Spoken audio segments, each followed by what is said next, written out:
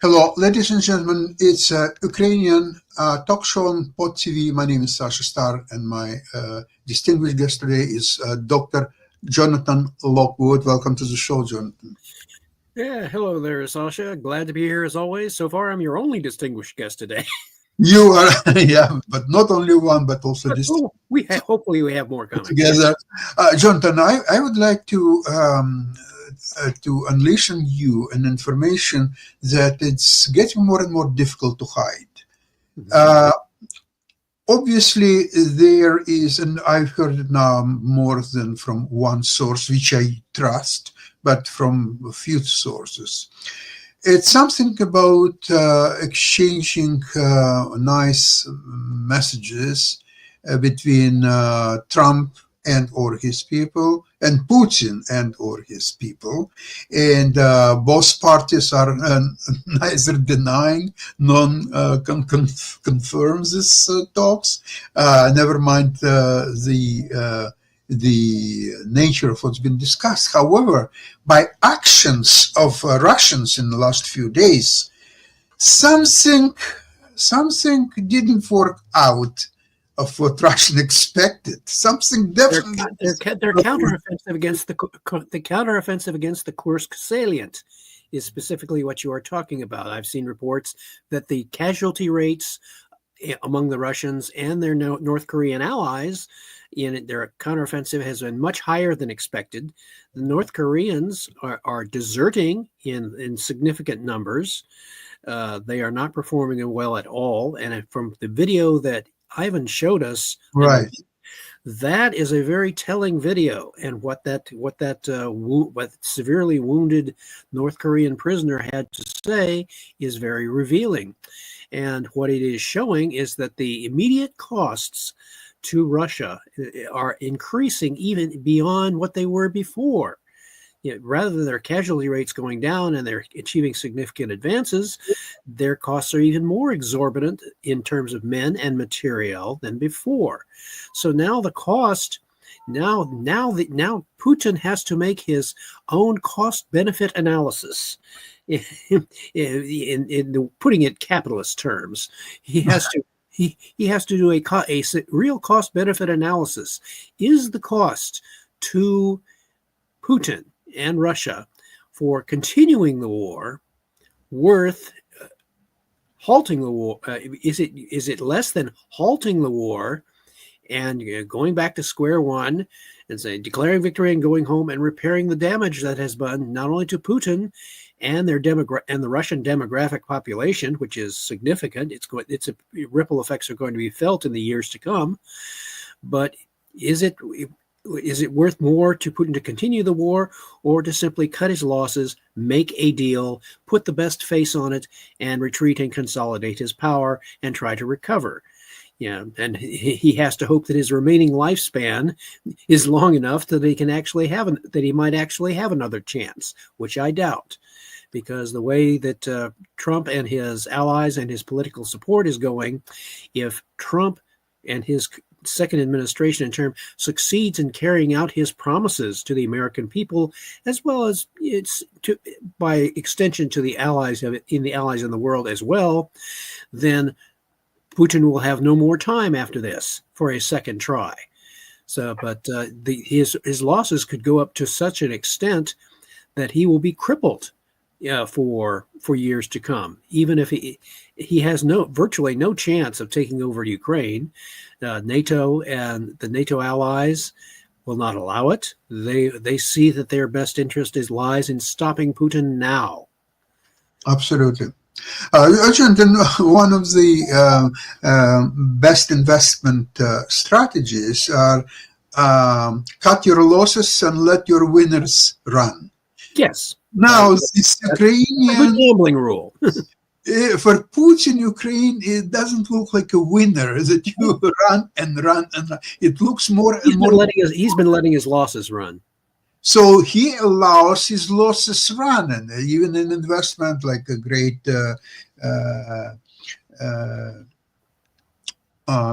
Peter O'Neill, great investor, died a few months ago.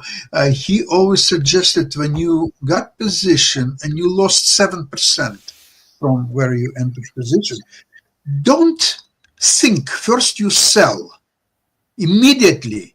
And then you think, what a great company, or it could have been reversed, or it could have been better, it's so on and on and on. Because in a right situation, you may buy it back at much lower price, or maybe not much lower, but at lower price or so on. But first you have to cut your losses, because your losses can go to 7% and 10% and 15 and 20 and 25 and so on. So you have to immediately stop bleeding. You do that, and then you analyze what's happened, why the stock went down from where I bought it, and so on. So Putin must at some point cut his bloody losses, because if he is now approaching Korea for not only men, there are about 12,000 Koreans already there, and he's getting the ammunition and weapons from North Korea. Who could think that the greatest, second greatest power in the world would get its weaponry from North Korea? Who could imagine that? Anyway? Ukraine is getting better allies and better options than Russia, because South Korea is seriously considering dipping into its really large reserves of weaponry and ammunition to send to Ukraine to enable to sustain its forces. And interestingly enough, one of my colleagues commented on one of our recent podcasts and commented that the trade-off for Ukraine in the current conflict has to be between close air support and deep strikes. Now, the logic between the two is very clear.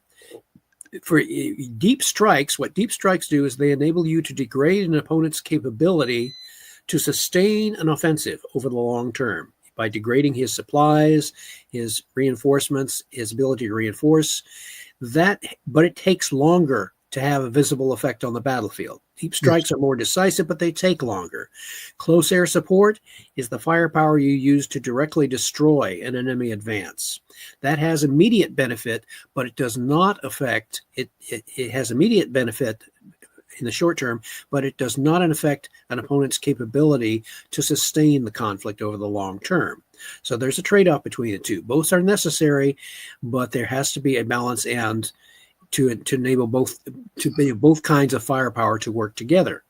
So right now, it's a very interesting situation. Again, I previously suggested, and our colleague Ivan had a qualified suggestion on that. For example, delivering 20 millimeter Vulcan anti-aircraft weapons to Ukraine from our stockpile, which could be used in a ground attack mode. You take a 20 millimeter weapon with a several thousand rounds per minute firing rate, and you give it sufficient 20 millimeter ammunition. You put those things up along the front lines in a manner similar to a World War I trench system.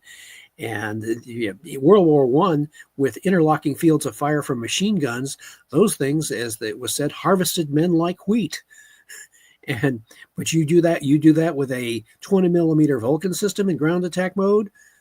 In there, that would be, like as I said before, that would turn the meat grinder into a Cuisinart.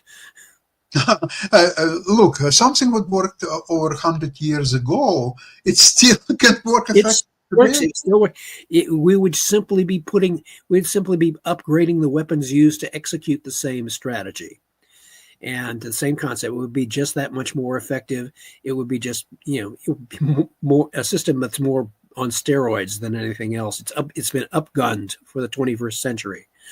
So the Ukrainians have the upper hand in terms of the mathematics, and and they also now have the upper hand much to their surprise, politically, because the incoming Trump administration is unified. It has a unified base of support behind it. They have the advantage of saying we won the popular vote, which is not necessary in order to be elected president. But not only do we win the Electoral College, which is what the American system is based on, but as an added bonus for credibility's sake, we won the popular vote as well, which is theoretically what a democracy is based on. But you forget the United States is not a democracy. It is a constitutional republic, a nation which is different from other democracies. It was deliberately designed to be different. Yes, and it's a unique system, unlike anywhere in the world. Correct. And according to this last election result, Trump got absolute power by American people granted to him. So now he has to deliver Correct.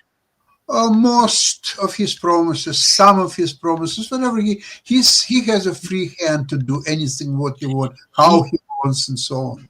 Based on the information we have received, what President Trump has to deliver on in his second term are the issues which polls and others have told him are most important to the American people. Those issues are illegal immigration. He has to control that and get that under control, and that's why the announcement of the largest deportation operation in American history. That is absolutely necessary. There has to be visible results in that regard, and as well as taming inflation. Way you tame inflation, his way, one of his tools to do that will be the greater production of energy.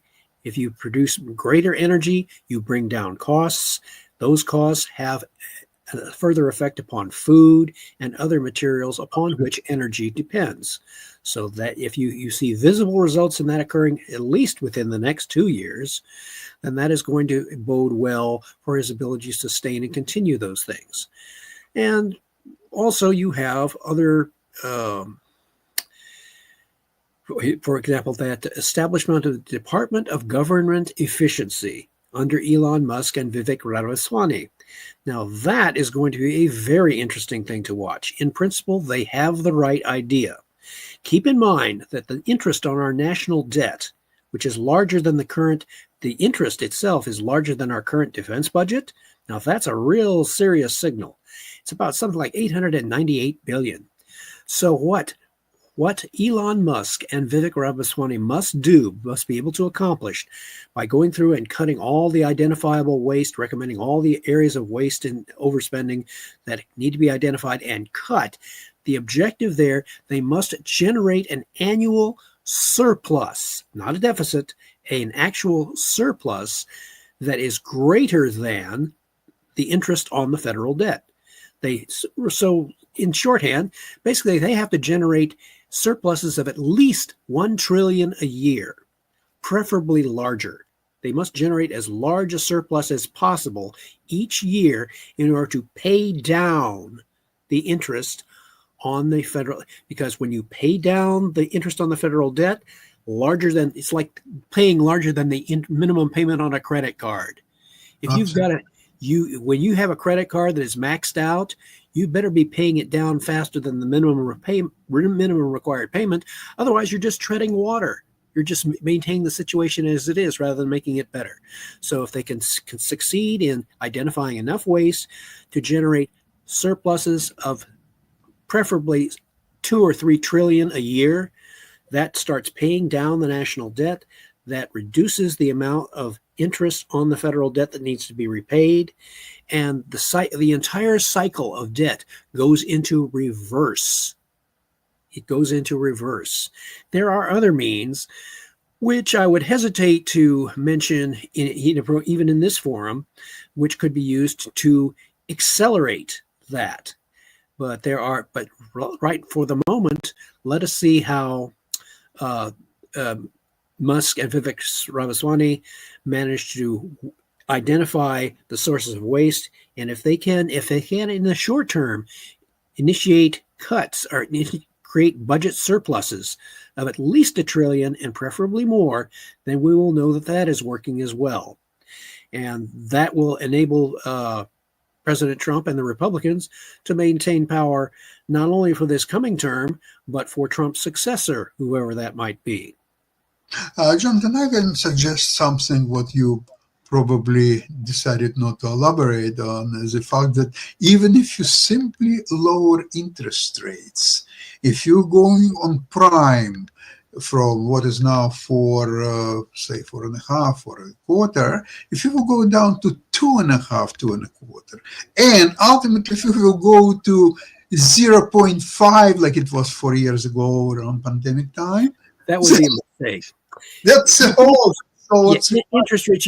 The point is, you're not to try to lower interest rates per se.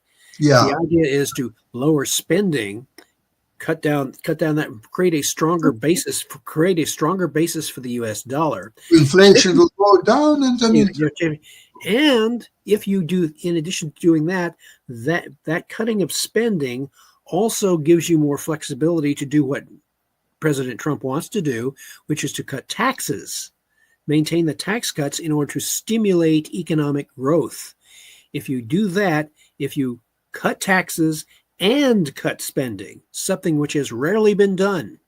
Yeah, absolutely. You have to cut taxes and cut spending.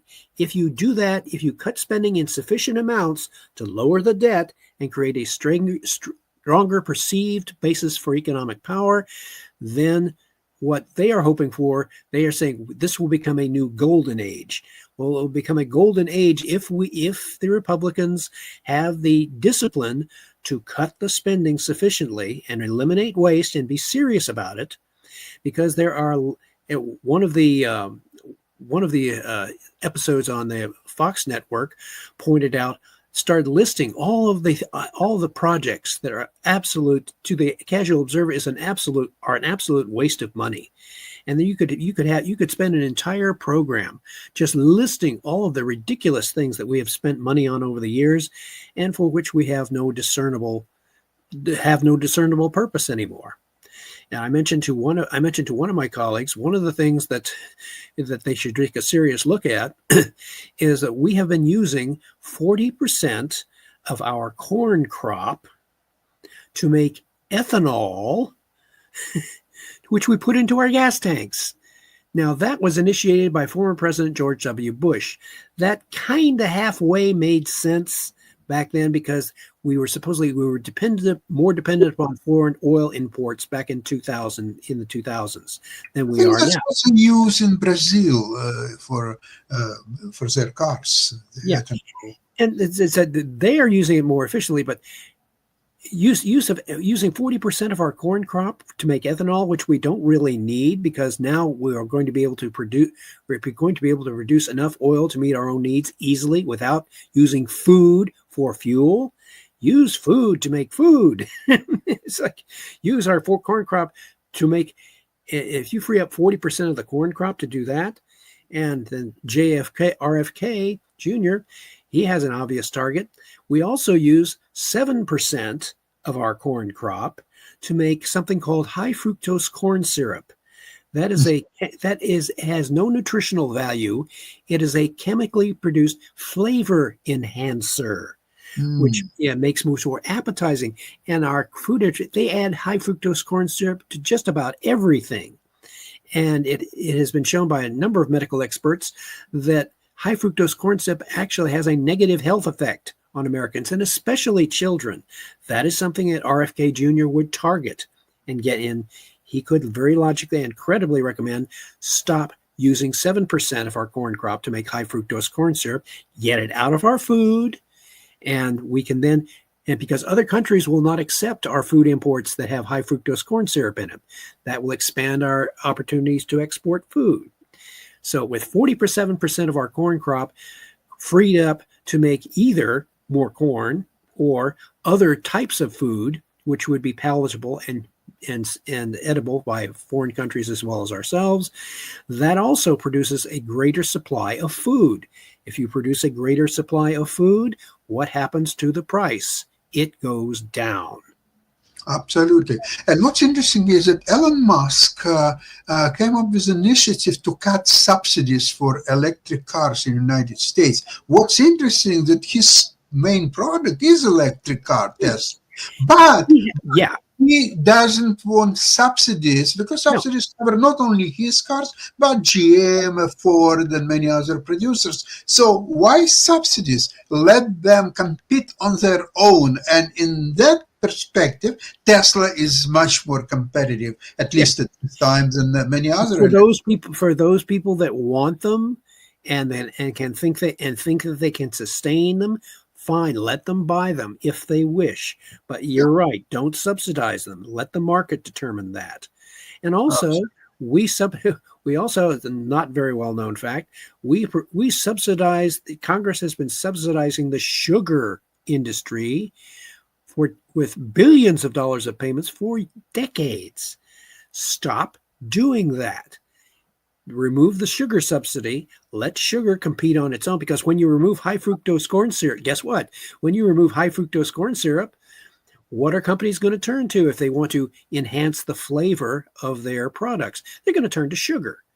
But the sugar, at least your body can use sugar, especially in reasonable amounts.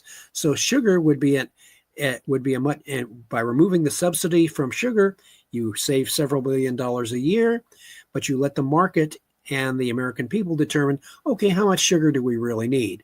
Or do we simply divert all that sugar into the production of candy, which we export to foreign countries?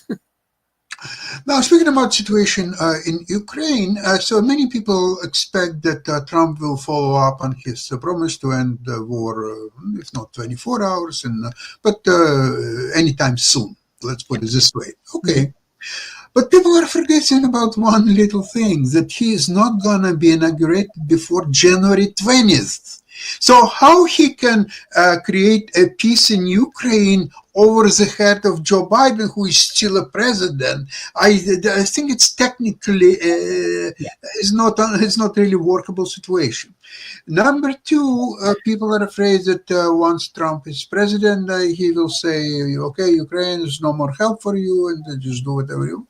This is absolutely ridiculous scenario because he doesn't want to appear as Biden in Afghanistan when he just left everything and it was complete calamity, which probably cost him presidency just as well. But Trump is definitely not going to start with his presidency with a disaster. No. However, to balance that as possible peace negotiations and continue to support Ukraine, and this peace negotiation is not a done deal yet, and I'll go to why I think so, that there is now discussed a scheme that if U.S. directly, as Biden did, is okay, they send weapons and financial resources to Ukraine, and it's not given even as a loan, it's just given over there. And I think it will be counterproductive for what Trump is trying to do with his team. So most likely, even if it's a lend lease is also you pump in the money and whatever you will get back and when you will get back and if you will get back, it's very questionable. So the most practical scenario would be, and it's what's being discussed right now, that the powers of NATO, Western Europe, either they will unite under the additional umbrella or they will act the same way as they do now. They will purchase U.S. Weapons, send them to Ukraine on whatever the deals they want to arrange with Ukraine, and so therefore U.S. weapon producers, they will be paid instantly by European countries, so U.S. financially will be taken care of, and then there is no impediment for Trump to continue be in a game. Now, continue my thoughts about what's happened between him and Putin.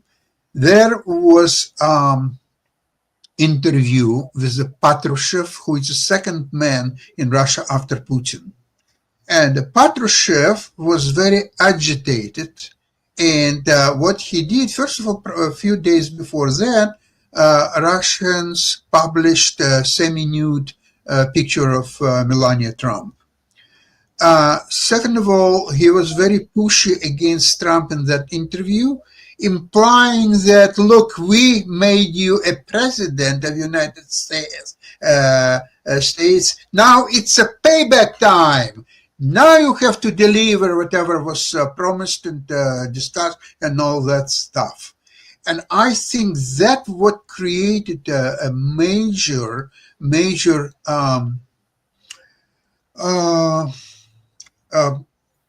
of a point, a very sore point in upcoming relationship with Putin, because look, there are, Musk was several times in Russia in the last several months.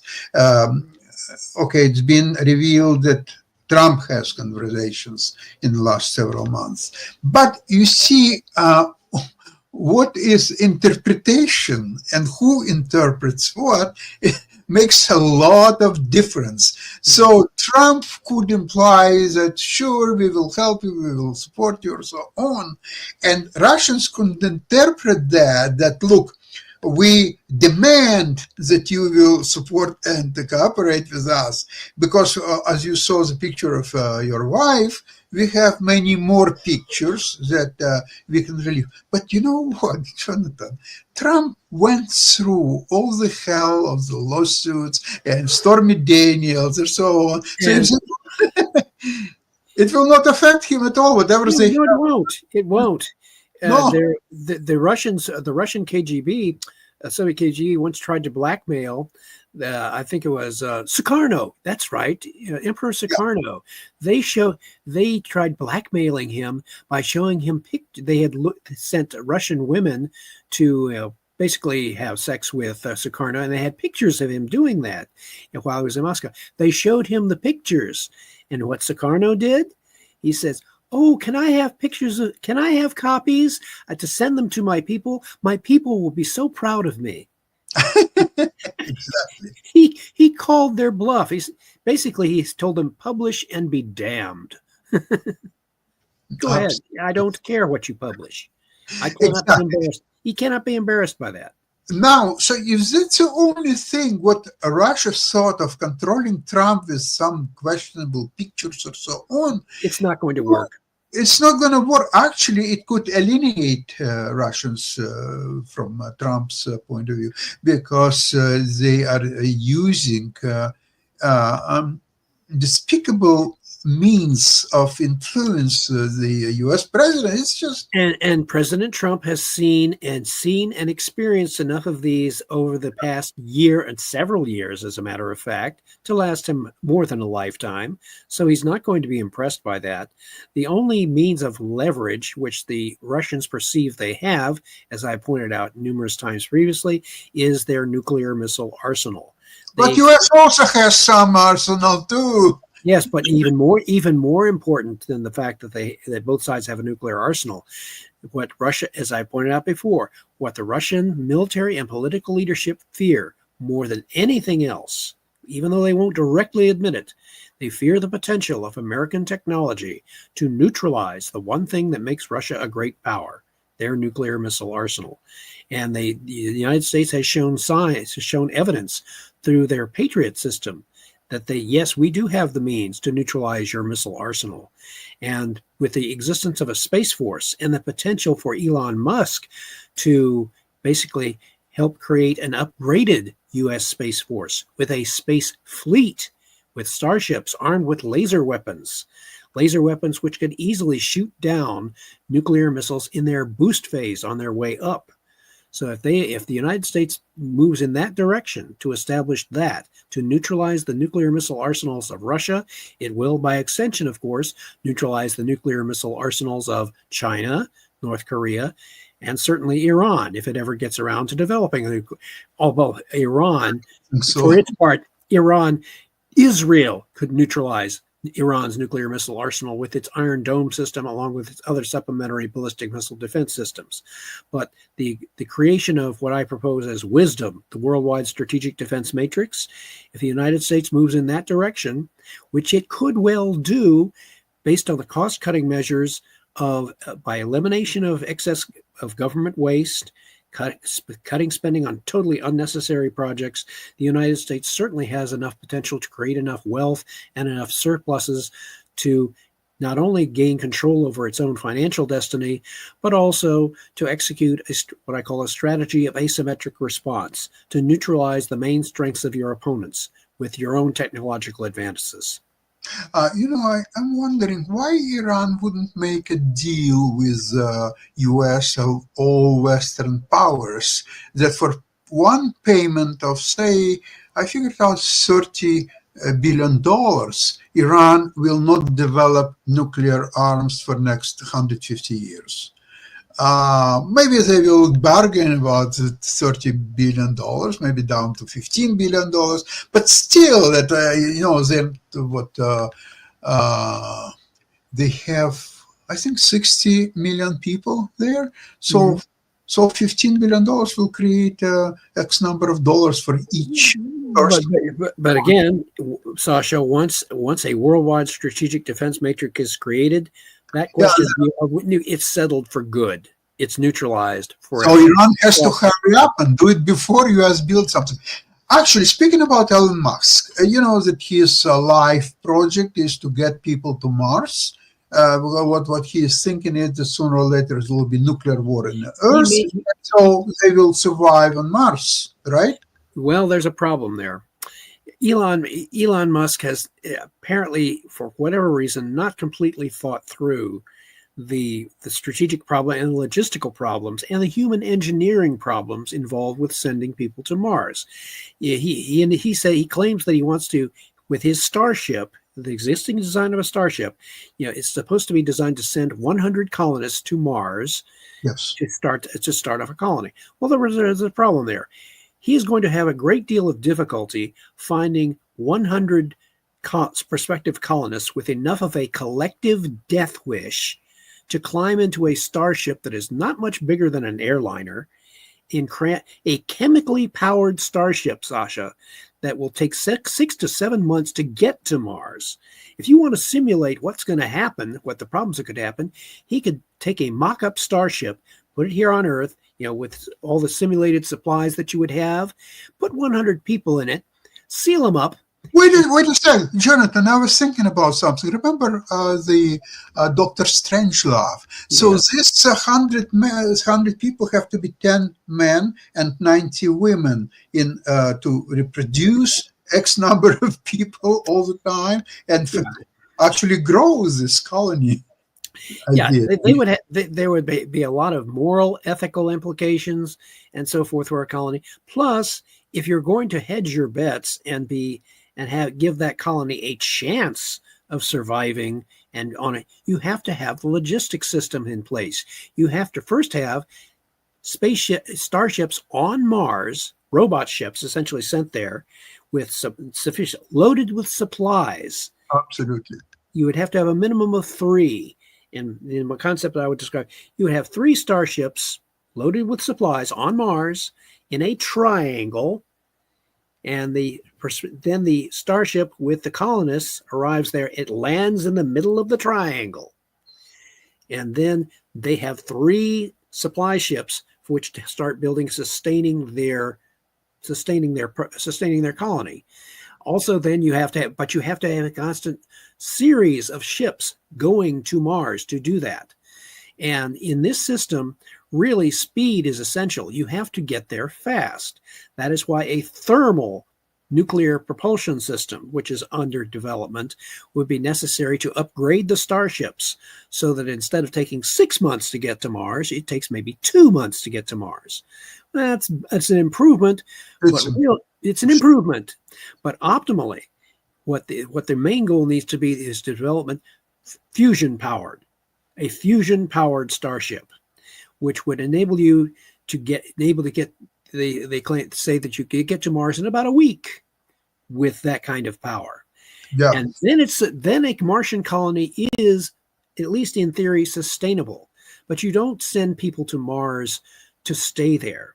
You would send people to, Americans especially would want to go to Mars, spend enough time there to get some good work done, be paid a bonus when they return from Mars.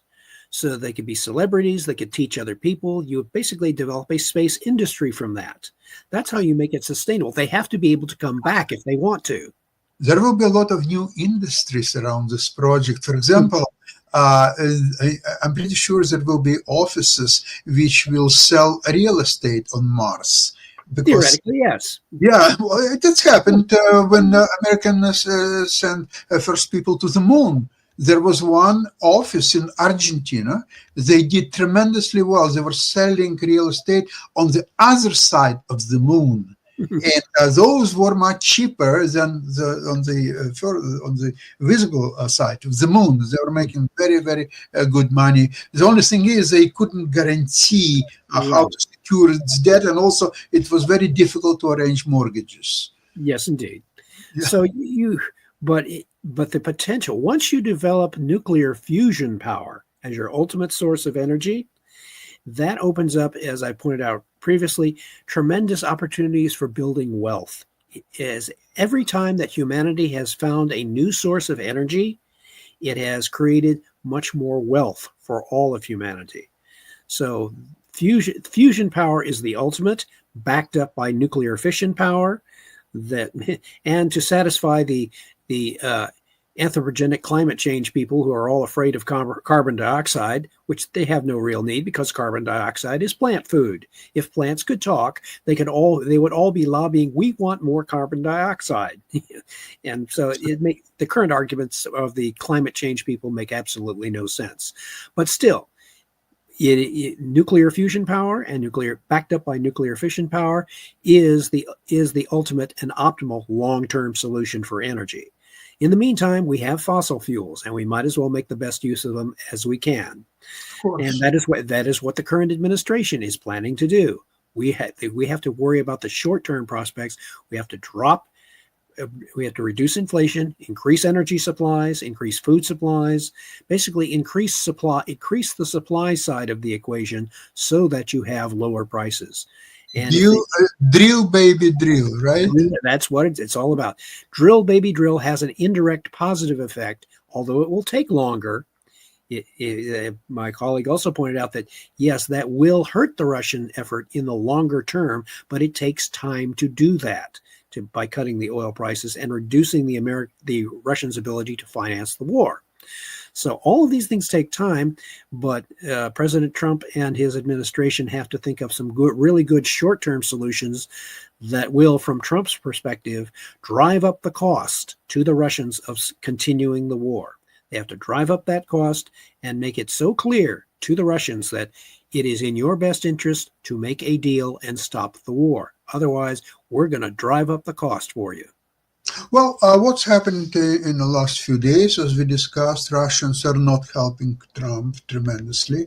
And Trump is a rather realistic man. And in his assessment, he will figure out that it will be, at this point, very complicated to make any deal with Russia. So what you will have to do with help of your Western partners, NATO, is to increase tremendously Ukrainian power to hit Russians hard.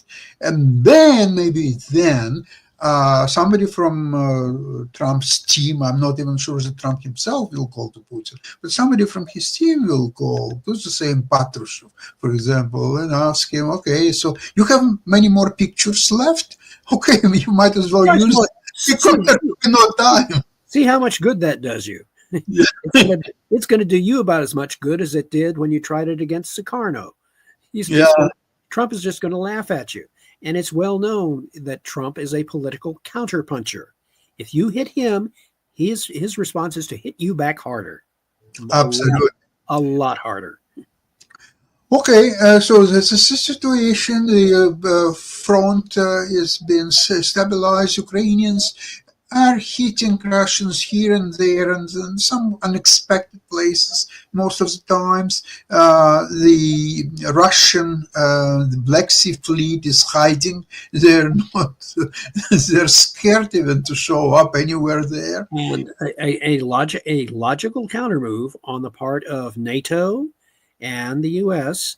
would be if they can convince, for example, if they can convince Turkey that it's Yes, in their interest to allow the NATO fleet, to give the NATO fleet, elements of the NATO fleet, passage into the Black Sea to help control the Black Sea on the part of the Ukrainians and suppress the Russian ability to use the Black Sea at all. That increases the pain to the Russians, and it does not put Western lives on the line. It simply asserts their dominance over the Black Sea fleet, and basically gives Ukraine a more secure means of exporting its own crops, exporting and increasing their own income.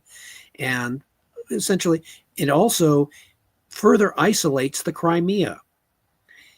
It further isolates the Crimea and sets the stage for the Ukrainians, if they see the opportunity to do so, to launch a counteroffensive which seals off the Crimea from Russian logistical and troop reinforcement. If they seal off the Crimea so that it basically falls back into the hands of Ukraine, then that is a major operational victory for Ukraine, and again increases the pain to Russia exponentially. yeah, that's where it all goes right now. And I'm surprised that Russians, in view of possible peace negotiations, as Trump indicated in his election campaign, they are continuous their atrocities in Ukraine and killing innocent civilians and people. And It's not going to make it go any easier for them. It's not going to get them better terms. they will pay dearly for that, I'm pretty sure. And in the meantime, Jonathan, thank you very much for today's program. Have a great weekend, and all our listeners. And we'll see you same place, same time on Tuesday. Excellent. Have Very a great much. week, Russia. Glory to Ukraine. Bye-bye. Bye, everybody.